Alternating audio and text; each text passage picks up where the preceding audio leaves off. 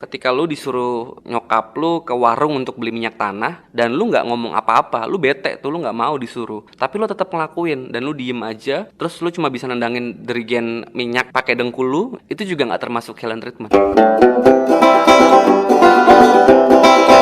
Diam adalah emas. Ini adalah satu dari 20 besar moto atau kesan pesan paling populer kali ya yang ada di buku tahunan SMP atau SMA. Kalau nggak percaya lu coba cek deh buku tahunan lo. Minimal itu di satu angkatan pasti ada satu orang yang nulis kata-kata diam adalah emas. Silent is gold ya. Iya.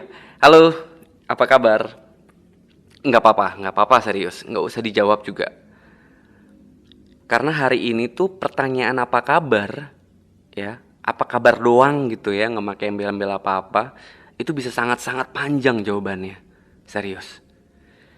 Dan selamat datang di kolom podcast. Oh iya, kenapa di awal tadi atau pas opening tadi, gue sempat bahas soal diam adalah sum, diam sum. Enak ya, pakai saus atau sambal jawara. Enggak. Kenapa gue bahas soal diam adalah emas? Karena yang akan gue bahas di episode 14 ini adalah silent treatment.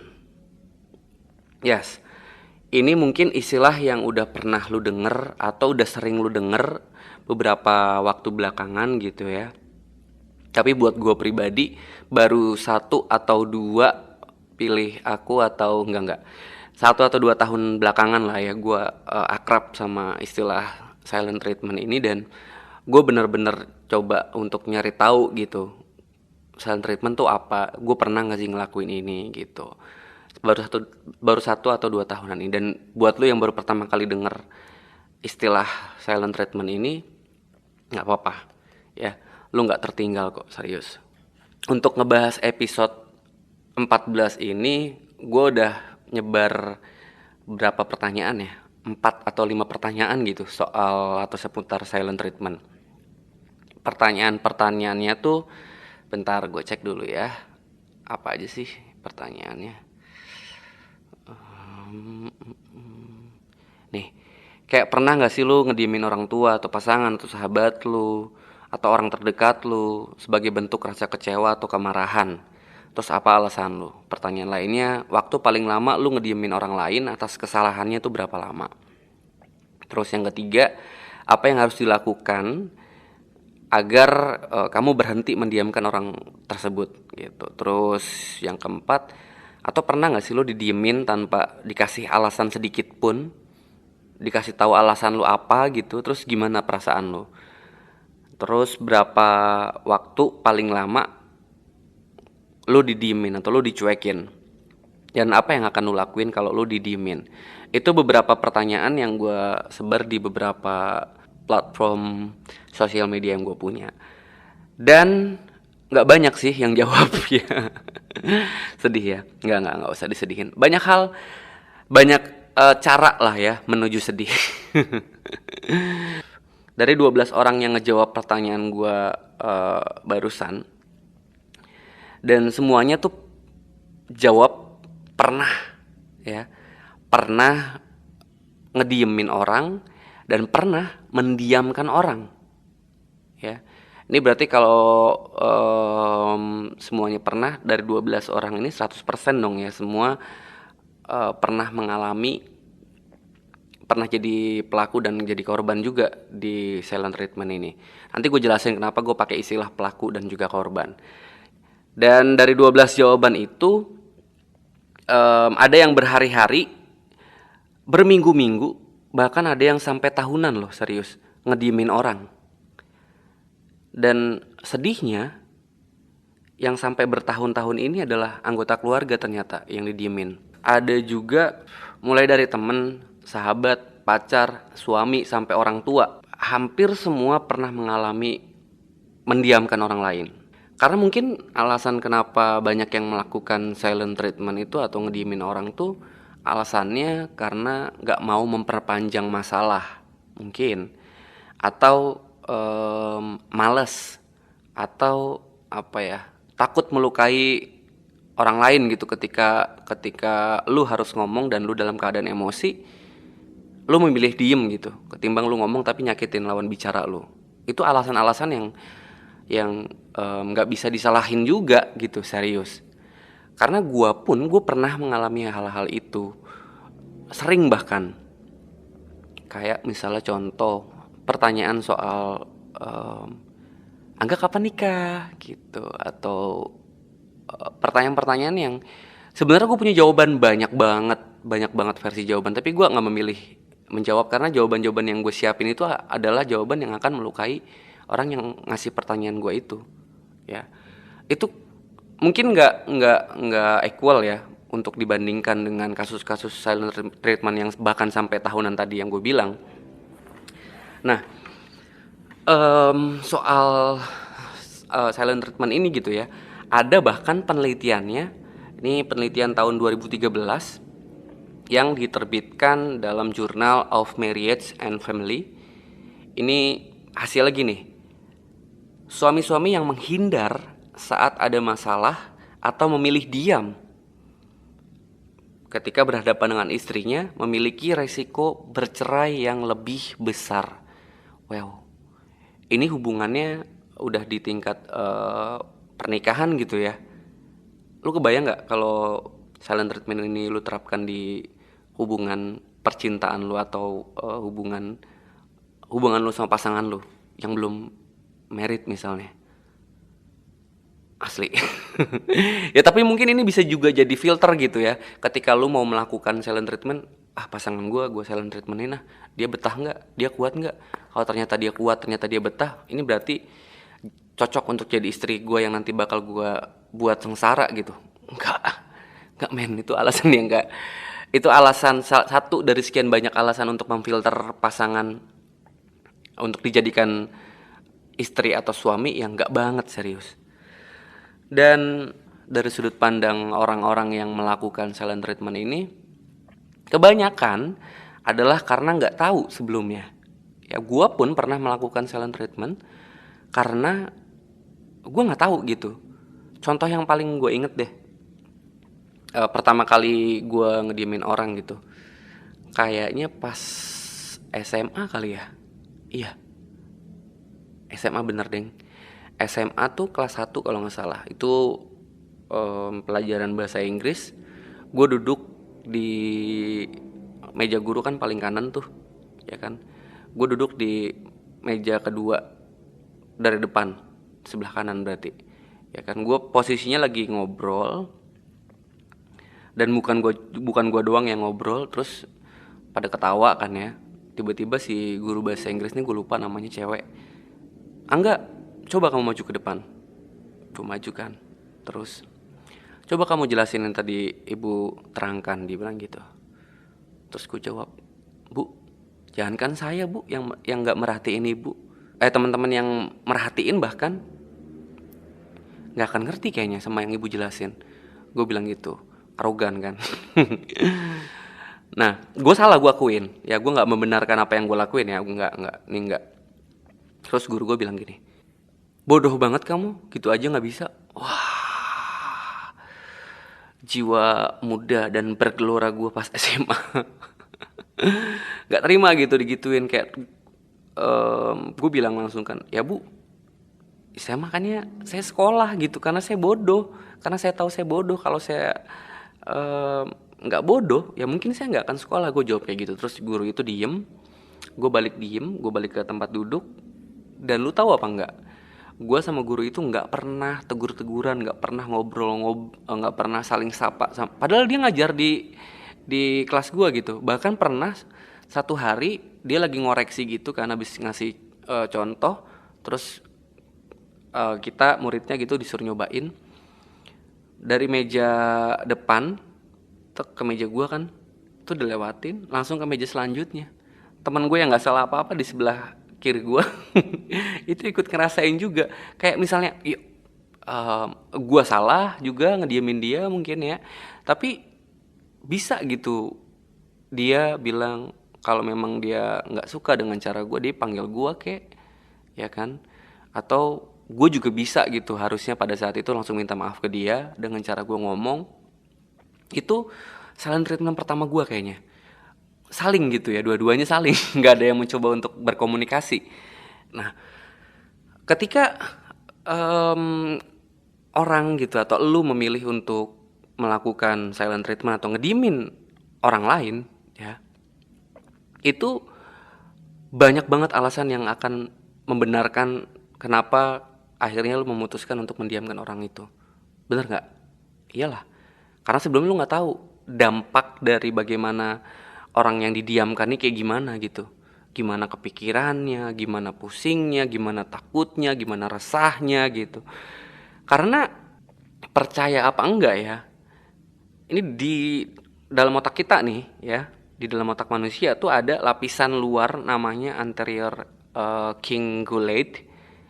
Pelafalannya bener nggak ya? Yang fungsinya tuh untuk mendeteksi rasa sakit yang dirasakan oleh kita manusia.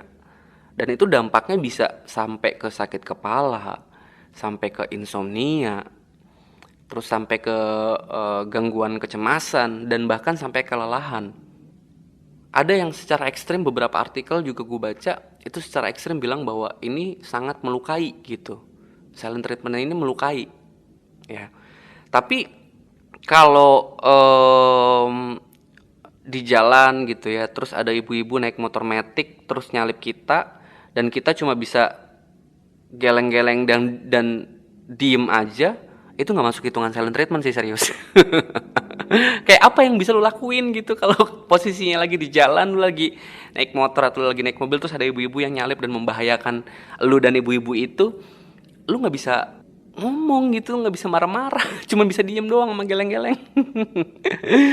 Atau pas kita masih kecil dulu ya, ketika lu disuruh nyokap lu ke warung untuk beli minyak tanah dan lu nggak ngomong apa-apa, lu bete tuh, lu nggak mau disuruh, tapi lu tetap ngelakuin dan lu diem aja, terus lu cuma bisa nendangin dirigen minyak pakai dengkul lu ya, itu juga nggak termasuk silent treatment. Masuk nggak sih? Gak tahu. Dan poin yang pengen gue sampein di episode ini adalah ketika lu nggak tahu apa yang dirasakan sama orang yang lu berikan hukuman silent treatment gitu, siapapun itu ya, asal bukan stranger ya, karena dampaknya akan nggak kerasa kayaknya kalau stranger yang lu hukum dengan silent treatment gitu. Ketika lu nggak tahu orang-orang yang lu diemin ini eh, resah apa enggak, pusing apa enggak, galau apa enggak, takut atau enggak, itu mungkin bisa dibenarkan kali ya. Tapi kalau secara terang-terangan orang yang lu diemin ini udah bilang, lu kenapa sih diem aja, lu kalau misalnya gue punya salah lu bilang, dia udah mencoba untuk komunikasi gitu, udah mencoba untuk mengakui kesalahannya, bahkan mau memperbaiki kesalahannya, tapi lu masih tetap diem. Ini yang akan membuat kejahatan dari silent treatment ini semakin besar gitu dampaknya. Ya ketika lu nggak tahu ya nggak apa-apa. Manusia belajar dari kesalahannya gitu, atau kesalahan orang-orang di sekitarnya gitu, ya nggak sih? Begitu juga ketika lu harus merasakan didiamkan atau harus merasakan hukuman karena silent treatment gitu ya. Baik itu lu salah atau enggak, ya lu jangan balik ngediemin gitu. Ketika lu tahu dan lu ngerasain dampak dari lu dihukum pakai silent treatment itu, lu ngomong aja, lu coba untuk nge-reach orang yang diemin lu itu. Ketika memang nggak dapet balasan, ya udah, berarti lu harus memposisikan diri lu bahwa oh iya, orang ini butuh waktu gitu, atau oh iya, orang ini emang nggak pantas aja untuk dapat perhatian lu, untuk dapat sikap dan juga usaha terbaik lu untuk menjaga hubungan itu. Diemin aja gitu. Tapi asli deh, serem banget tau silent treatment ini. Apalagi kalau sampai orang-orang yang merasakan dampak dari silent treatment ini adalah orang-orang yang bener-bener lu sayangin, bener-bener lu cintain. Itu nyeselnya kayaknya gak akan hilang-hilang deh. Ya, lama gitu. Serius. Jadi untuk yang mungkin belum pernah, ya gue respect sama lu kalau belum pernah melakukan atau memberikan hukuman silent treatment ke orang-orang terdekat lu, bagus dijaga. Tapi untuk yang udah pernah dan dengan mendengarkan podcast ini jadi oh iya, gue ternyata nggak ngasih dampak baik juga gitu ketika gue memberikan hukuman silent treatment, lu bisa kedepannya bisa menjadi versi diri lu yang lebih baik lah ya, paling enggak gitu. Karena silent treatment ini tadi gue sempat bilang di awal bahwa bisa jadi itu adalah untuk kebutuhan lu sendiri gitu. Lu nggak ada niat untuk menghukum orang yang lu diemin gitu. Iya oke, nggak apa-apa, asli nggak apa-apa. Lu butuh waktu, iya, untuk sendiri, untuk mikir gitu, untuk menenangkan emosi lu supaya lu nggak malah tambah bikin konflik itu tambah besar gitu kan. Lu milih diem nggak apa-apa, tapi ngomong bro, ya, bilang, kasih tahu, lu jangan ganggu gue dulu, lu jangan ngubungin gue dulu, gue pasti akan balik untuk ngejelasin kenapa gue diem. Atau enggak, gue minta waktu dulu deh, lu jangan ngubungin gue dulu ya, seminggu atau 2 minggu ini. Sorry ya gue belum bisa balas chat lu, sorry ya gue belum bisa ngangkat telepon lu. Sesederhana itu sih sebenarnya. Jadi kalau memang lu butuh waktu untuk sendiri ya nggak apa-apa. Tapi balik lagi, kalau memang lu nggak bisa melakukan itu dan lu akan tersiksa banget ketika lu harus izin dulu atau harus ngasih notice dulu gitu ke orang yang pengen lu diemin, ya nggak apa-apa, lu lakuin aja. Karena pada prinsipnya kita harus mengutamakan diri kita sendiri dulu gitu ya. Tapi balik lagi, gue ingetin sekali lagi gitu, kalau lu orang gitu yang mengutamakan diri sendiri tapi lu lebih sering menyakiti orang lain, kayak harus lu pikirin lagi deh, apakah langkah untuk mencintai diri lu sendiri lu itu udah sangat tepat gitu. Karena balik lagi sih, kita hidup nggak cuma sendirian kan. Jadi yang self love ya, yang mengkampanyekan bahwa harus mencintai diri sendiri dulu, bukan berarti lu boleh dan punya hak sepenuhnya seutuhnya untuk menjadi egois dan melukai orang-orang di sekitar lu. Itu aja sih. Dan gue harap ini jadi podcast penutup tahun yang bisa sedikit bikin ting, aha gitu ketika lo dengerin ya. Dan gue akan merekomendasikan 2 tontonan yang sesuai dengan topik yang gue bahas kali ini. Yang pertama adalah You Are the Apple of My Eyes, versi Taiwannya ya, atau versi film tahun 2011, yang diangkat dari novel semi autobiografi dan sutradaranya adalah sang penulis langsung. Buat lu yang beberapa tahun belakangan mengkampanyekan kepatah hatian lu sebagai kekuatan lu, serius ya. Gue pikir gitu, orang-orang yang lagi cinta-cintanya aja gitu yang bisa norak. Ternyata setelah gue pikir lagi gitu, orang-orang yang sedang patah-patahnya juga bisa jadi norak sih. Gue juga mengakui, gue beberapa tahun yang lalu norak banget pas baru patah hati. By the way, You Are the Apple of My Eyes ini adalah silent treatment yang berujung kepada kandasnya hubungan yang sangat uhu. Kandas banget bahasa gue, gak apa-apa. Selanjutnya adalah film tahun 2019, film Jupun atau film Jepang, judulnya One Night. Ini adalah silent treatment yang dihadirkan atau dihadiahkan untuk mama tercinta oleh anak-anaknya. Serius, 2 tontonan ini layak banget untuk lu tonton, untuk bisa lebih ngerti gitu, lebih paham gitu, lebih ngaji gitu tentang silent treatment. Kalau dirasa apa yang gue sampaikan ini nggak bisa lo tangkap sama sekali. By the way, terima kasih untuk yang sudah mendengar kolom podcast selama beberapa tahun ke belakang. Walaupun lo cuma mungkin baru dengerin 1 episode atau baru dengerin episode ini, terima kasih banget ya. Buat lo yang punya rekomendasian tontonan lain selain yang gue sebutin tadi soal silent treatment, lo boleh kasih tahu ke gue ya. Atau lu punya kritik, lu punya saran, atau lu mau kolaps, atau lu mau ngata-ngatain gue juga gak apa-apa. Lu boleh ke email kolom podcast di infokolom 13, ya bener ya, infokolom13@gmail.com. N-nya double ya, info COLUMNN 13@gmail.com. Atau lu bisa langsung hajar aja, tap mention di akun Twitter gue di @anggaampuh.